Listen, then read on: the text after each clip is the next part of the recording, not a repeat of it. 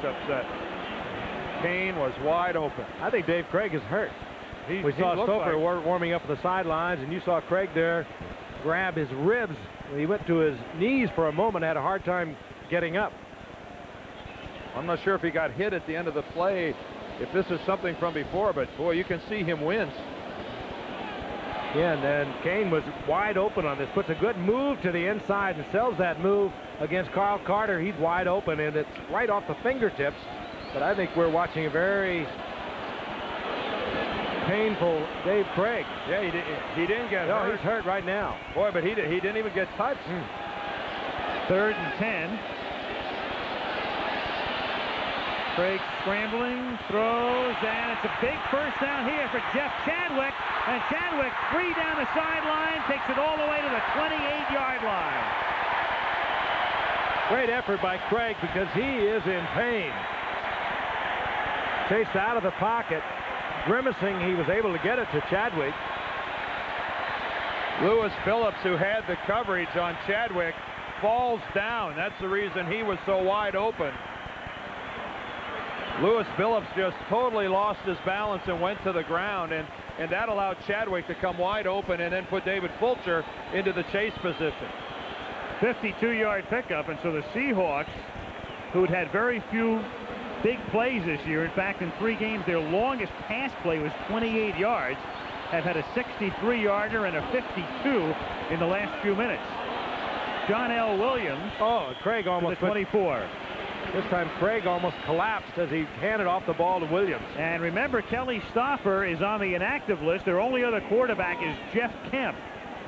Take a look at this. Here's Lewis Phillips. Here's Chadwick. He'll go in motion. Phillips goes with him and then falls down over here. See, take a look. There we go. Now watch Lewis Phillips. There's the coverage. A little push by Chadwick, but then Lewis Phillips just totally loses his position, and then he's out of the play. And then misses the tackle to even compound it. 2nd and 6 from the 24-yard line. Craig taking as much time off the play clock as he can, and Derek Fenner runs into a gang led by Skip McClendon at the 23-yard line. It's going to be 3rd and about 4. Meanwhile, there's the backup quarterback, Jeff Kemp. Yeah, we said Kelly Stover is actually Jeff Kemp, who would be the backup quarterback who would come in. Here we go back to the Chadwick play again. Kenny Wolf and Craig Janoff down in the trucker telling us we may have a shot of Chadwick going out bounds, and there it is. You're right, guys. There's Jeff Chadwick's right foot clearly out of bounds. And boy, he picks up another 30 yards after stepping out of bounds. And of course, the play has already been run, so the opportunity to review that is long gone. 3rd and 5 from the 23-yard line. Craig and Williams, and he should have the first down because they'll give him progress before Carter and Barker pushed him back. He knew where he had to go for the first down. Craig again dropping down to his knees, holding the right side. Looks as though he maybe even got hit there earlier, maybe even pulled something on the right side. They're going to measure this, but guys, this gives us a chance to talk about something, to go back and the replay rule, and here's a shot that our guys in the truck don't find until after, well after another play has been run. Now, right. You know, there's a situation that if we could have found that early, that would have brought the ball back a good 30 yards. But again, you know, you're operating with all those cameras, all those tape machines. You can't find all this stuff instantly. Clarence K in the Super Bowl. It's the inequity of it too, Dan. Yeah. And now that we have more cameras on Monday night than you ordinarily would find on a given Sunday telecast, we were able to find it. We find it late. Well, Craig Janoff, our director, and Kenny Wolf, our producer, they found it. They found it late. And guys, I want to tell you something. To your credit, you brought it up. You brought it up, and we showed it. And you know, I don't want anybody saying, well, you know, maybe they had it and they didn't show it. That's nonsense. Yeah, it'd be wonderful you get everything that quick.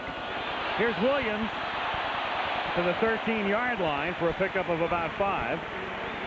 Derek Fenner led the way with his block, and this is exactly what the Seahawks need now, a good time-consuming drive, and that's how important that catch by Chadwick and subsequent run were. Otherwise, the Seahawks would have been 3 and out with about 9 minutes to go. I got a feeling Dave Craig has said that in the huddle.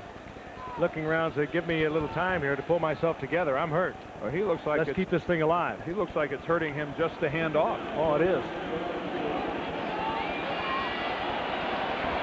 He's a tough operator. He have a hard time getting him out of there because he's looking at a big win. He'd like to pull it off.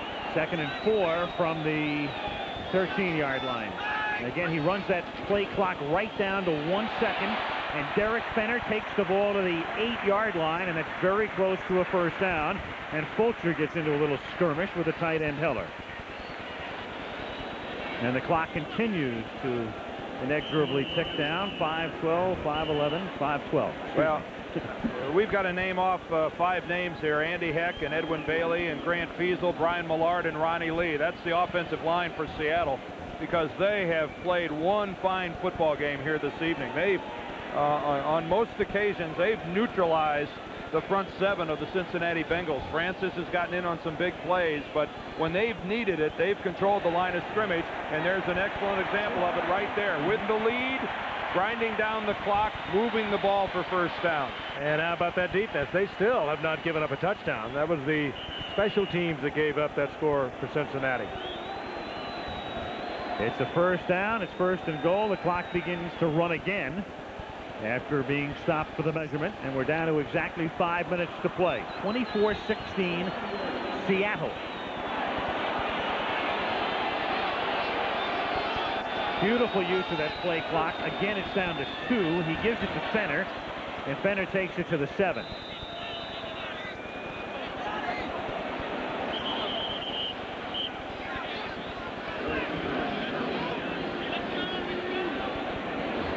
Play clock left, game clock right. And this is the veteran Craig. I mean, he has seen it all in his years with Seattle, using the clock to its full effectiveness here. 8-point lead, going down the field and taking every play right down to 1 or 2 on the play clock. And I think he's pulled himself back together again, too. He was really shaky a few plays ago, and now you saw that stride up to the center. This one down to 5 on 2nd and goal, and Fenner to the 2. It'll be 3rd and goal. The tough part of this is Cincinnati, trailing as they are, probably should be using their timeouts to stop the clock. They are. At this particular point, they do take their first timeout. 13 plays on this drive for Seattle. 3:54 remaining, and the Bengals do indeed have to take a timeout. And upcoming will be a 3rd and goal.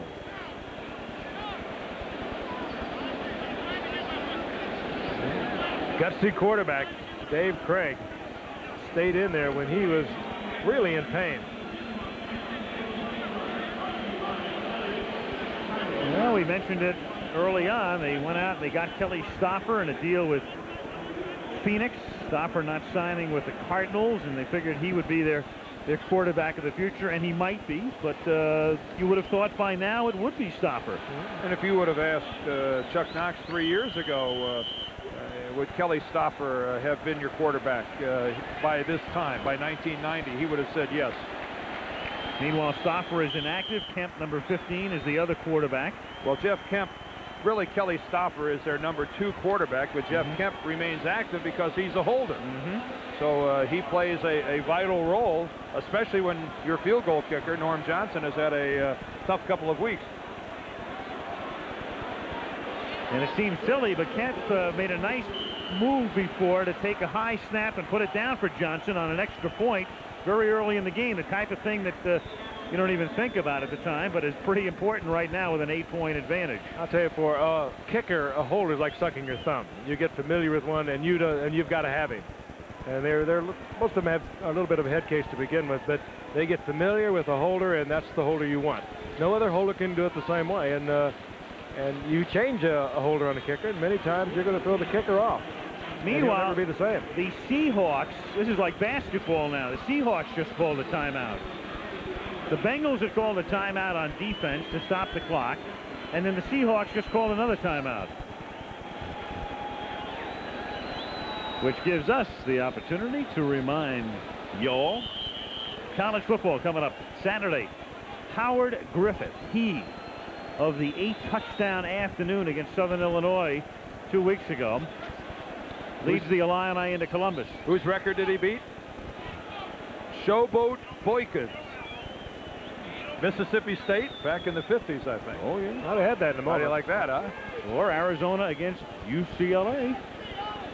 And then we will be at Mile High Stadium next Monday night, where John Elway and the Broncos play host to the Browns of Cleveland. Showboat Boykins. Boykins. Well, you're fine. That's him too. Boykins. I think B-O-Y-K-I-N-S. I can't remember anything important, but I can. If it's trivial, I'm in pursuit of it. Big Arnold. Arnold Showboat Boykins. 3rd and goal for Seattle now. 3:54 remaining. And Craig on a roll. A little walk into the end zone to Fenner. 3 touchdowns for Derek tonight, huh? Not bad. 3 last week, 6, and it's not over in 2 games. Good call by Chuck Knox. Flooding the backs to the right. It gave Craig an opportunity either to dump it off if they come up. He throws the ball as he did there to Fenner. If they stay back and cover the 2 backs coming out of the backfield, he just walks into the end zone. Brings the 2 backs. Fenner and then Williams. They drop back into the coverage, but it's too late. Fenner's behind them. And so Seattle up by 14 going on 15 with 3:50 to go. Johnson puts it through. Marker down.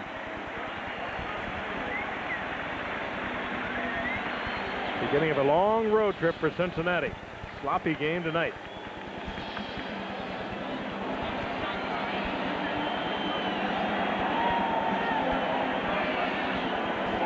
Even though you can't hear that, what it means is there was a 5-yard penalty on the extra point, and it will be assessed on the kickoff. You know, the Seahawks last year didn't score, and look at Craig, they didn't score more than 24 points in any game all season, and now in back-to-back weeks they've put up 31. Again, Craig just waits until they come up on the rollout and then dumps it over the defender into the arms of Fenner. And Craig was showing you what was hurting and just taking a hazard to guess. Dan, have you ever torn a little rib cartilage? That's it. And you try to move, and all of a sudden it'll grab you like an ice pick. You can see how tender it is. Dave Craig just wincing in pain on the sidelines. Might be time to pull his car into the garage here.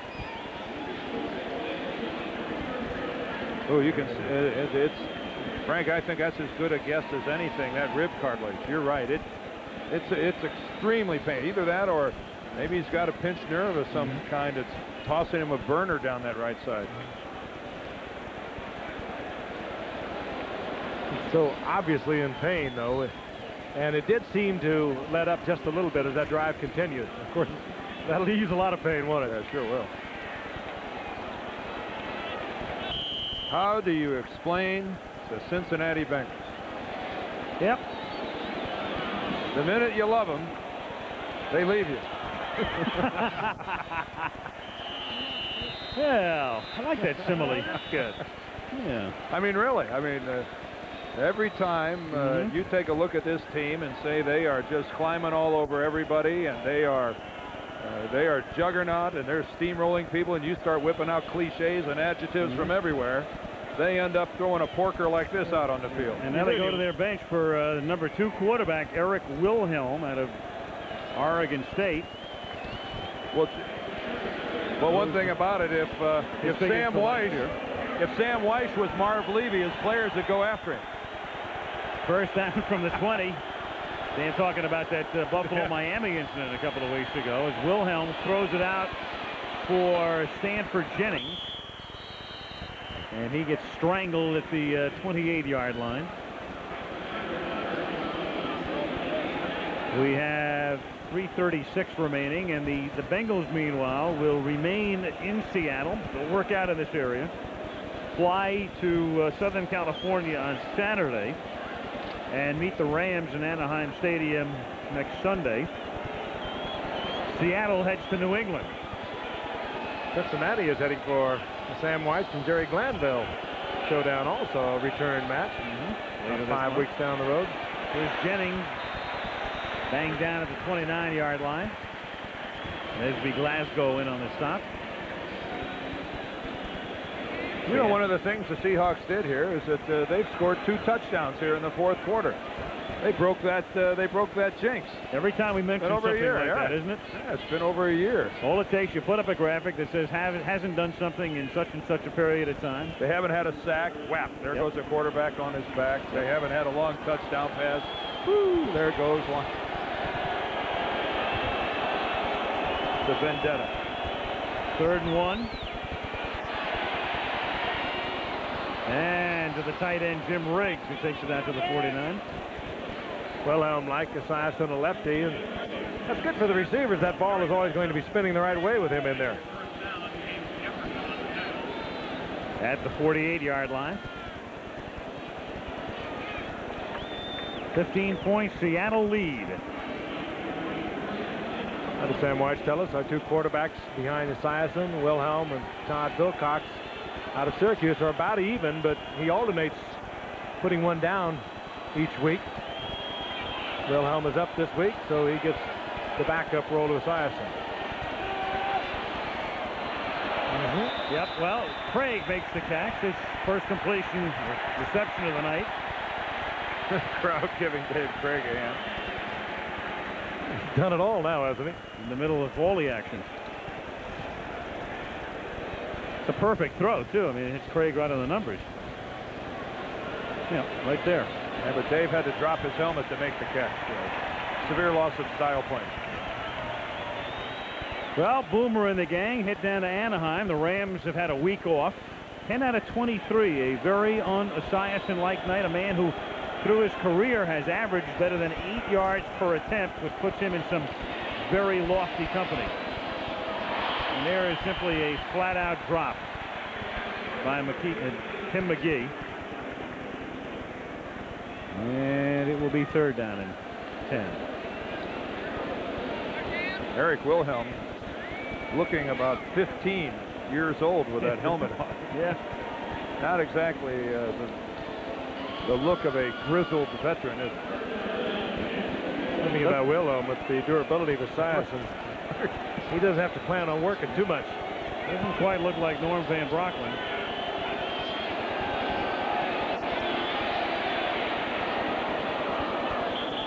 Kendall Smith makes the catch, and that takes us to the 2-minute warning. 1:59 officially remaining as the Seahawks are that much time away from a victory. Lofty company kept by Boomer Esiason. There are the only 3 guys in the history of the league with better yards per pass markings than him. Graham, Luckman, and Van Brocklin. What do they all have in common? Canton, Hall of Fame. Plus 2 of them are named Norman. Oh, you're right. Norman. 5-yard gain for James Brooks to the 41-yard line. As the Bengals will be content to let time run out. Boy, Dad knows where the camera is. Wilhelm to Kendall Smith, and he's run out of bounds by Jefferson. And with Cincinnati on the verge of a victory, there's an interesting thing happening here because the season is only 4 weeks old. And now every team in the league will have won a game. And how unusual is it? Well, that hasn't happened since 1957. There it is.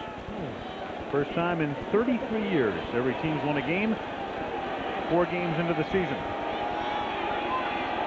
2nd and 1. Kendall Smith. For the 2nd and 1, with time running down, you wind up losing a little yardage. Considering Eddie Brown is on the bench injured tonight, it might be interesting to note that Sam White was talking about a couple of receivers on IR that he can bring back in a couple of weeks.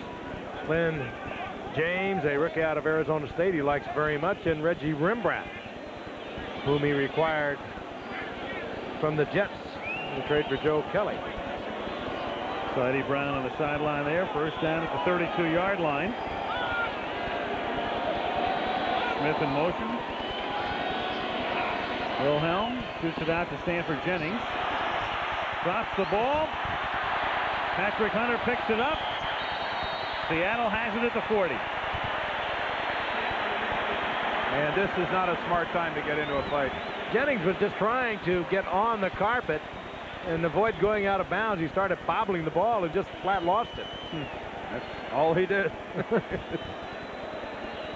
So the Bengals can now run the clock out. Dan, you have a very important announcement to make. That's right. We've saved this so that our largest audience can hear me do this. This telecast is presented by authority of the National Football League, and it is intended for the private use of our audience. Any rebroadcast or other use of this telecast without the express written consent of the Seattle Seahawks and the National Football League is strictly prohibited. So what happens if you break that rule?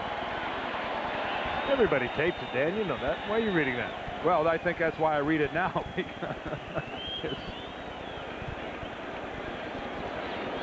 That's a ratings grabber, that announcement. I think it is, too. I think we should do it much earlier. Well, one of the things I think back to what I said at the top of the telecast, one of the points I raised was how would the Seattle Seahawks react to desperation? Everybody with me on it? And I think we've seen tonight, guys, how the Seahawks react. And now Chuck Knox and the Seahawks have to live with a very simple fact. They're 1-3, and how easily they could be 3-1. Meanwhile, you saw Sam White. Sam is a very unconventional coach in many ways, on the field and off the field as well. And there he was having a post-game chat with his boys. Yeah, well, He's going to have an entire week out here in Seattle to talk with them. you can say whatever you want to, Sam, with 48 seconds left in the ballgame. Not much is going to happen tonight.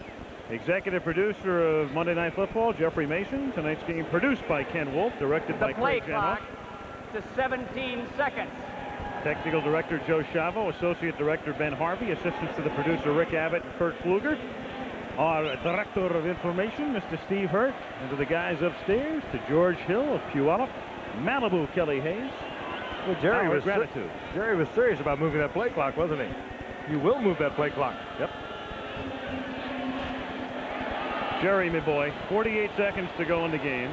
He wants the play clock to move to 17 off of the 25 seconds that it's now on. It appears that the Seattle clock operator has already left for McCrory. I think this is the turning point in the game right here, to be honest with you. Come on, Jerry. You better page over at FX if you want to find this guy. Jerry, local news is waiting. Come on.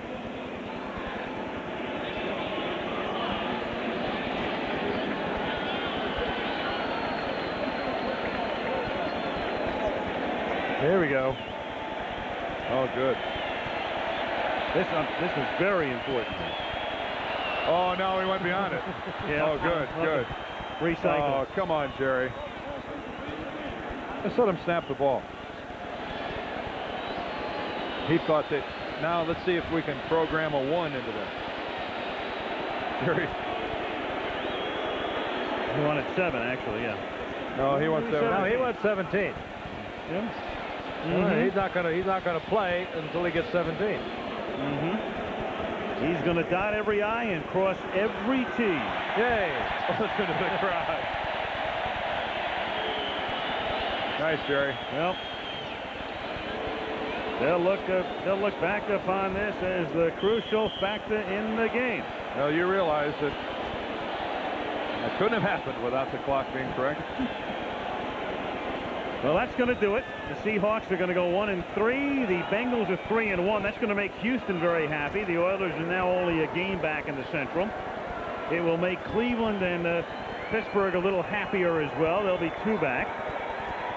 Won't make Kansas City or the Raiders any happier to know that the Seattle Seahawks are capable of turning in this type of performance. Yes, they do. It will make a very happy Chuck Knox, who first thing he talked about with us today was the 2 games that they lost and how easily it would have been to be 3-1 rather than 1-3. The game clock has stopped here at 12 seconds while the players are leaving the field and shaking hands. Yep. Jerry Seaman has closed the parking lots. He wants everybody back in.